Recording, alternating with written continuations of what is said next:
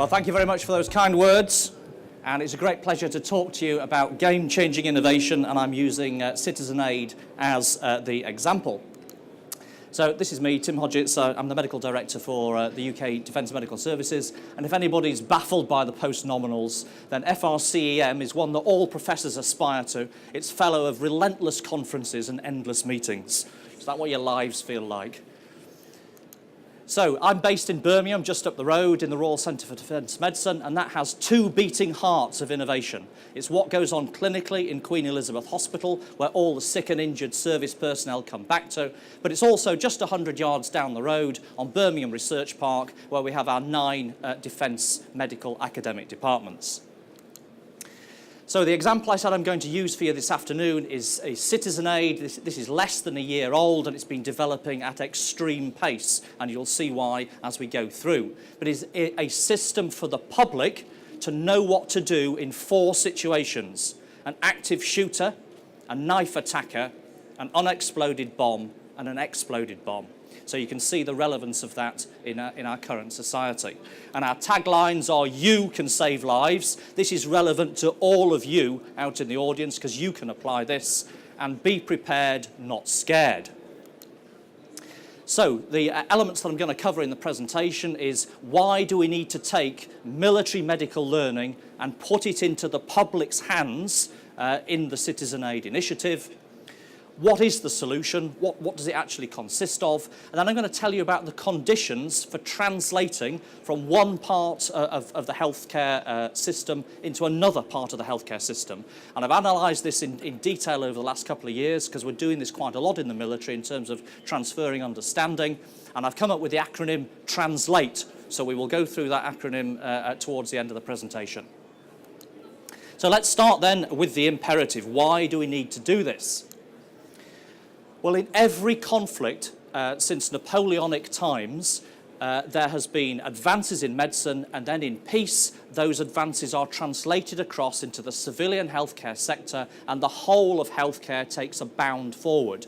Now, in prolonged campaigns, such as the Afghan campaign, that transfer starts during the campaign. You don't have to wait to the very end of it. But, as I say, medicine advances in war, and we transfer innovation to the civilian sector. When did we start to realise in the Iraq and Afghan campaigns that we had something to transfer? Well, it was around 2009 when the precursor of the Care Quality Commission, the Healthcare Commission, came out and visited us in Afghanistan and said, "Your healthcare is exemplary." And they had never before used that descriptor for an ambulance service or a hospital. And there is much that we've got that will be useful to take from the military sector into the civilian sector. So we said, well, you know, okay, we need to start doing that, but what bits do we need to transfer? Well, one of the lessons that we need to learn is that in the military, we embed care right forward with the individual soldier. So we give the individual soldier skills and knowledge and equipment to treat themselves when seriously injured and to treat the people around them. And it's that care in the first 10 minutes that has allowed a whole cohort of people who previously would have died to get alive into the evacuation chain and ultimately to survive. Probably don't need to tell you too much about the existential threat. You can all see that on the news. What's been going on in the last 18 months, 2 years in Europe has been really quite disturbing. And we had a strategic shock in the UK on the 22nd of March, where we were expecting something might happen and something did happen. And the threat level in the UK remains at severe. The civilian reality. This is actually a photograph from an exercise taken in Birmingham just a month or two ago. It was at the shopping centre in Merry Hill. I was observing on this particular exercise. So this was a real-time exercise for the emergency services and for the special forces to respond to a marauding terrorist firearms incident. I want to ask you, how long do you think it took in minutes from the first shots being fired to anybody doing any first aid of any kind? How many minutes? Give me a number. 4 minutes. 10, 100 minutes. 100 minutes before anybody did any first aid. The police are not interested in doing first aid during the marauding terrorist incident. They are there to find the perpetrator and to neutralise that threat. And the rest of the emergency services are being held back. You dial 999 for an ambulance, it's not coming to you. It's going to stay at the perimeter and then come in when the hazard has been cleared. So unless we have embedded the skills and knowledge with the public, with you, to treat yourself, to treat your family, to treat the people around you, then I'm afraid we will have avoidable deaths. So what is the solution?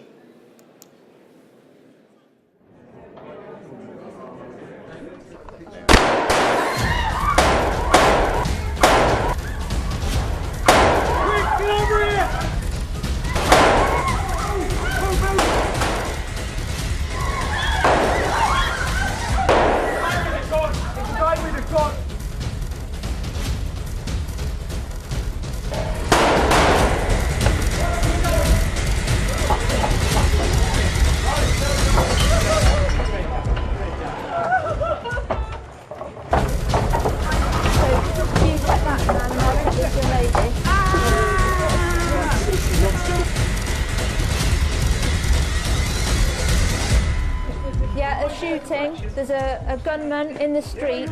3 people have been shot.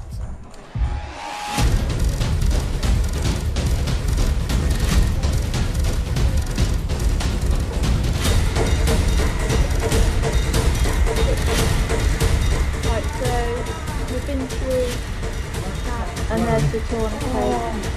The app says that you need to tap the wound and then put the pressure on the wound and then keep the hand elevated above her heart. So that's a short film that the BBC made for us when we went live with the free app at the beginning of the year. What this is about is empowering you as the general public to be able to do something effective in the unlikely but not impossible chance that you are caught up in a shooting, a stabbing, a bombing incident. So we actually launched in November 2016 as a soft launch during National Counter-Terrorism Awareness Week, and that's when the BBC picked up. So we've been supported from the outset by the government agency that is responsible for making the public aware of what to do in terrorist incidents. We've also been supported by a raft of our academic institutes, our Royal Colleges of Surgeons of Edinburgh, Surgeons of England, Emergency Medicine, General Practice, the British Medical Association, British Association for Immediate Care, etc., etc. All of our institutions are lining up behind us saying this is the right thing to do, this is what we should be supporting. It's charity funded, so that although we're being supported by central government in terms of it's the right thing to do, it is not funded by central government, it is funded by charity. And we've had global interest from when we launched, hard launched across the BBC on the 4th of January, and that's across North and South America, across Europe, South Africa, Indonesia, Australasia, Asia. In other words, we've sort of hit a chord. It's chimed with people that this may be a solution to defuse some of the anxiety. So what's it all about? It's about free public information. Has anybody here actually got the CitizenAID app? If not, by the end of this session, I hope you will get on your smartphones and download the free app. It's available on iTunes, Google Play and Windows Store, so there's no excuse to not find it, and prepare yourselves and familiarise yourselves. So there's also a website, citizenaid.org, which has got videos, cartoon infographics, frequently asked questions, again to help you as members of the public prepare yourselves. And you can see that we've been developing a number of cartoon scenarios, which we are particularly looking to use within the school setting to make it more acceptable than using kind of actors or live footage. We launched another film just earlier this week. It's too long to show now. It's a 7-minute film, but it takes you all the way through what you would do if you were caught up in a bomb, and it's set in a station setting, and it's been sponsored by the Royal College of Surgeons of Edinburgh. Well worth a look, and if you watch that film, you will fully understand what the system is all about. In terms of dissemination, we're already well into dissemination. We've held a national event based in Birmingham. We're starting to disseminate into schools, scout groups, Women's Institute, all sorts of community-based groups who want to take the message and propagate. But we are making our main effort at the school setting. How has the public responded? Well, within a day of launching, we'd had 1 million hits on the website. Within 48 hours, we were trending as the #1 app internationally on Google Play and iTunes, because the Windows Store came along a little bit later. We've had some very complimentary comments. The app is actually very simple. It's very low tech, but because it's about getting the information to you. It doesn't require you to have an internet link to run it during an instant, because you may not have a phone connection. You download it onto your phone, and then it's there in a relatively low memory-eating state for you to use in the event.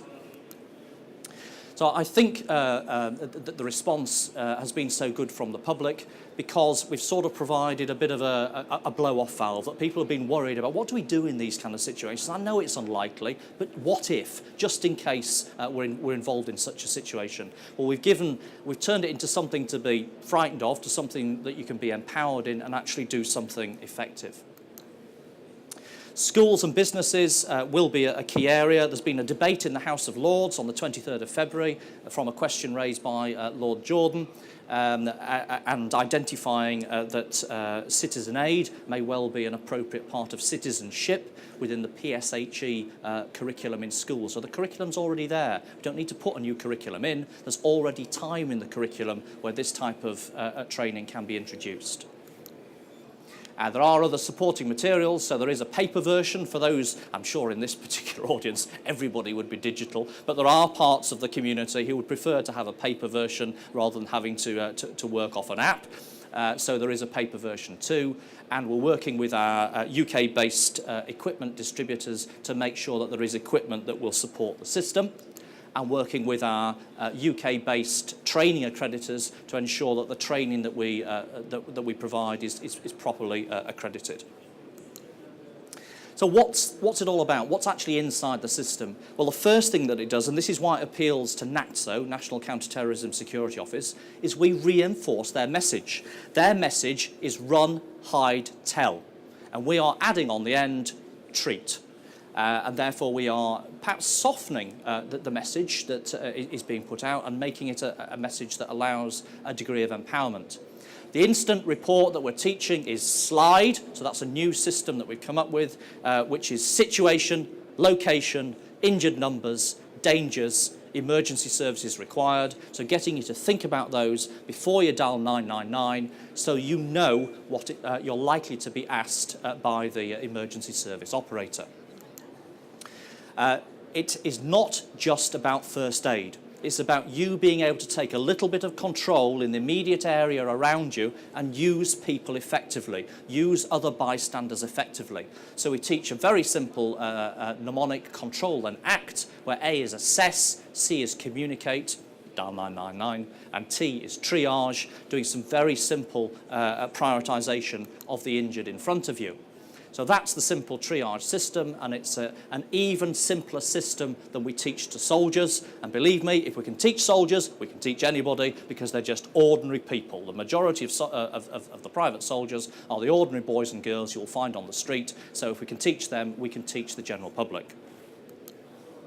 When it comes to treatment, we try and keep it picture-based and simplistic, and you start at the top, work down until you find something wrong with the patient, and then it takes you to the relevant page.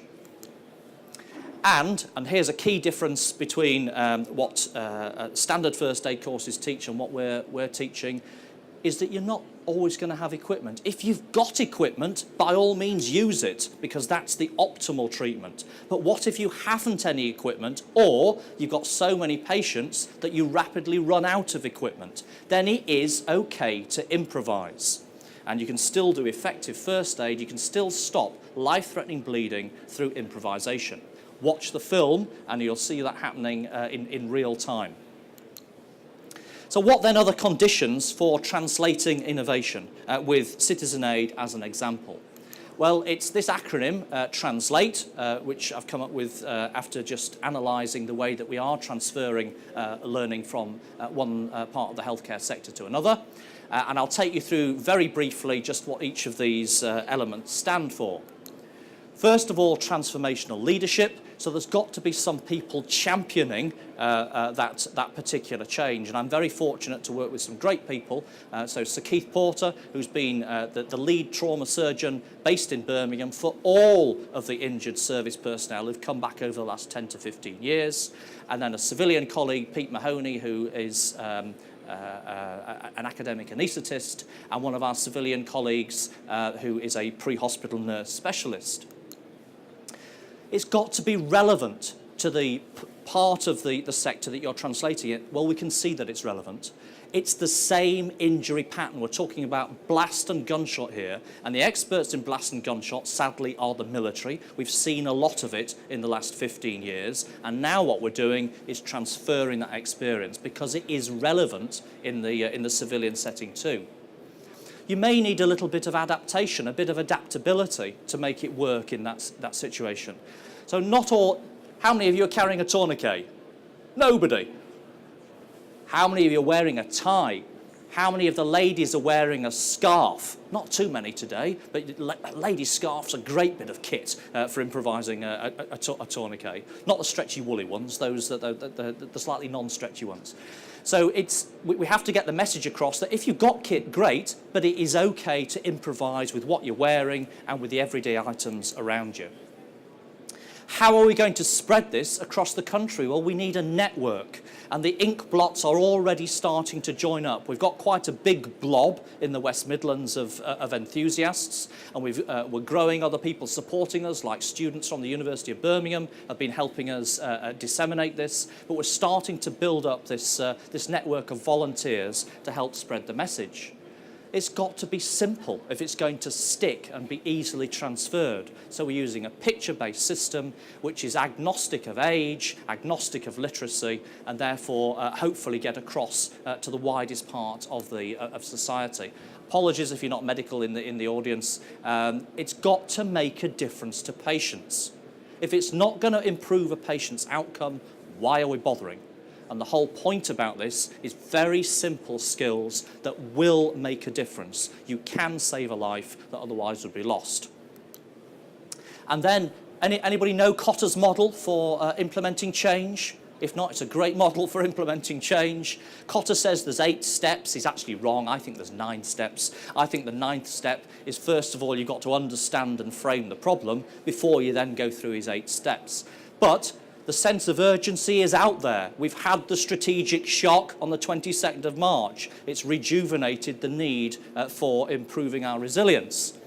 We build a guiding coalition. Well, our guiding coalition is National Counter-Terrorism Security Office, our Royal Colleges, and all of the other people stepping up behind us to support us. Generate the vision. You can save lives, be prepared, not scared. Communicate that at every opportunity you can, like here. And remove obstacles. Some people think obstacles are money. It can be money. It's usually people, maybe people in charge of money, but it's often more people than money. Produce some short-term wins, and you can see we're doing that already. Build on that, and then anchor it in corporate culture. Coming to a close now. If I was to just look back over the less than a year that we've been doing this, where has perhaps the biggest initial challenge, get over the initial inertia, is because this issue doesn't sit neatly in defence, it doesn't sit neatly in health, it doesn't sit neatly in security.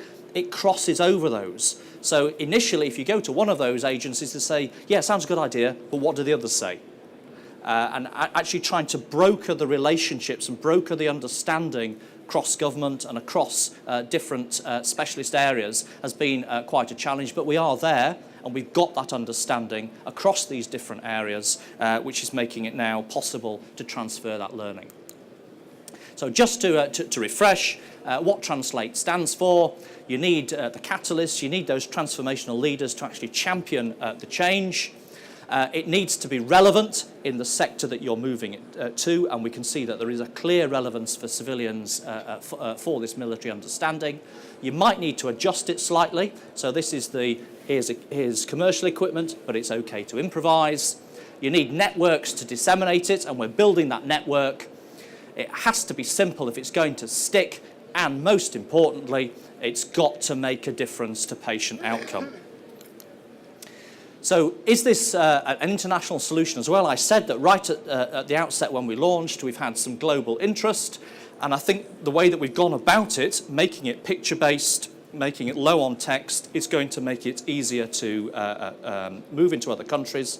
Within a week, we actually produced an American version of the app because there were thousands of downloads from the USA, and they were downloading Run, Hide, Tell when their national message is Run, Hide, Fight, and they were downloading Phone 999 when their number is 911. So we were concerned that actually people might have something on their phone that they couldn't use effectively in the incident. So we have very rapidly changed the version in the free version in the US. So in summary then, what this is about is preparing you to be able to do something effective in the unlikely but not impossible event of being involved in a shooting, stabbing or explosive incident. If you haven't downloaded the app, please do so in the break between my presentation and the next one. You may one day find it useful. You can find a lot on our website, and you can send us an email if you want. If you've got any questions, you can follow us. And it is a charity. If there's any industry out there that's feeling a surge of corporate social responsibility to come along and support us, then please get in contact over the email. Ladies and gentlemen, thank you for your attention.